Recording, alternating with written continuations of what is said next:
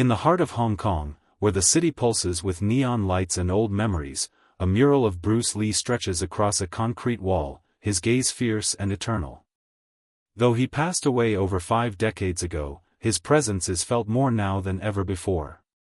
Not just as a martial artist, but as a symbol of discipline, courage, and an unshakable will to break boundaries.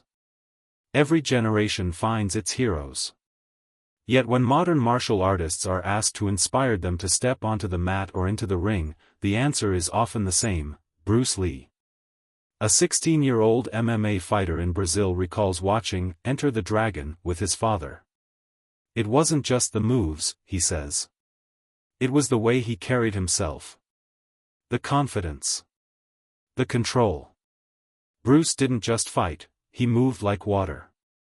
That phrase, "be like water," has echoed through time, written on gym walls, whispered during meditation, and printed on t-shirts worn by dreamers and doers alike. Bruce Lee's legacy endures not because of nostalgia, but because of impact. He wasn't just a fighter or an actor. He was a philosopher. He questioned tradition, criticized the limitations of rigid martial arts systems, and dared to fuse styles into something new: Jeet Kune Do. It wasn't a style to be memorized, it was a mindset. Fluid, adaptable, limitless. Even now, in a world filled with high-tech training equipment and ever-evolving fight techniques, Bruce's teachings remain relevant. UFC champions quote him. Martial arts academies teach his philosophy. His books are required reading for serious students of the craft.